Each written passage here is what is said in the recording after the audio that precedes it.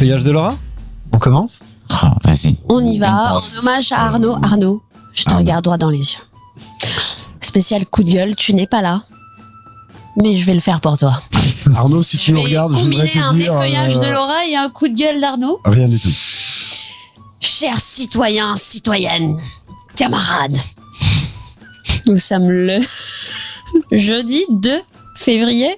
Désolée, je l'ai écrit pour le jeudi 19 janvier, là, le début de la manif. Connaissez-vous l'étymologie du mot retraite ? Oh. Alors mais là j'ai envie de découvrir parce qu'avec la voix que t'as, si tu veux, tu veux y arriver quoi. Alors laissez-moi, mais n'intervenez pas. Spécial dédicace à Sylvain. Je ne vois pas de quoi On tu parles. y va, c'est parti. Connaissez-vous l'étymologie du mot Sylvain, calme-toi. retraite ? Du préfixe re.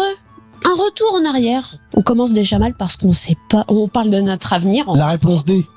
Ta gueule. On commence déjà mal parce qu'on parle de notre avenir. Du latin trahere, ça sonne comme trahir. C'est marrant.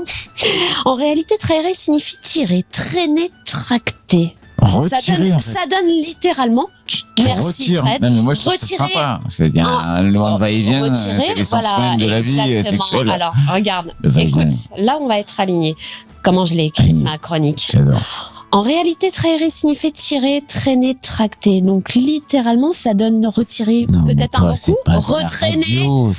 ou rétracter. Déjà qu'on ne sait pas où on va, alors on avance, nous avançons, nous reculons. Ce mouvement de va-et-vient, vous le sentez arriver ? Alors je vous propose d'aller voir un peu plus loin, plus en profondeur. Oui, on parle bien de la définition de la retraite. Alors au sens économique et social, la retraite est l'époque dans la vie d'un humain où il se retire de la vie active. Alors qu'est-ce que ça donne quand on a été passif ? Je vous laisse imaginer. On parle toujours de retraite, hein, je vous rassure. Hein ? Au sens militaire, une retraite est une opération par laquelle les forces se retirent devant un ennemi plus fort. Alors on nous a bassinés pendant deux millénaires entre il faut tendre l'autre joue quand on te frappe sur l'une et prendre la fuite devant le plus fort sur les champs de bataille. Alors quelle direction prendre ? Vous savez toujours pas, moi non plus. Alors à gauche avec Jean-Luc, à droite avec Marine, au centre avec Manu, rester sur place, rester passif, actif, on sait pas encore, c'est pas bien clair hein, dans nos esprits. Hein. Alors on va aller plus loin. Au sens religieux, une retraite est une période où un lieu ou un individu se retire de ses activités habituelles, physiquement dans son cadre de vie, pour un temps de réflexion. Il faut entendre par là une retraite spirituelle. C'est peut-être jusqu'ici la meilleure définition, finalement. On t'isole dans un endroit qui nous semble utopique pour le moment, pour te demander de rester passif, de subir, de rien dire, de fermer ta gueule. C'est ce qui se passe finalement en maison de retraite. Au sens architectural, la retraite est une diminution progressive d'épaisseur qu'on donne à un mur, un support ou en partant du pied. On parle de ce qui est en arrière d'un alignement. Alors donc là, tout c'est clair. On n'est pas tous alignés aujourd'hui pour le moment. Hein. On parle de nous gratter, poncer, maroufler, saigner, user, enculer, exploiter. Mais attendez, partez pas ! J'ai pas parlé des retraites par répartition, par capitalisation et les retraites complémentaires. Je reviens à l'étymologie du mot trahir. Retraite. ou encore l'Assemblée nationale, ou comment avancer pour mieux reculer. Ou comment tendre la joue pour des baffes gratos. Plusieurs options, démonstration, en images. Se mettre de profil et regarder à gauche pour observer ce qu'est de trahir. Ou alors, deuxième option, se mettre de profil à droite et pour réaliser ce qu'est trahir. Ou alors rester au centre pour voir la vérité bien en face et reconnaître ce qu'est de nous avoir trahiré. Oui, parce qu'on en revient à l'étymologie du mot retraite, c'est très important. Alors on nous réduit à néant, on y perd tous. Résultat, on se perd aussi, ils nous perdent aussi. Hein.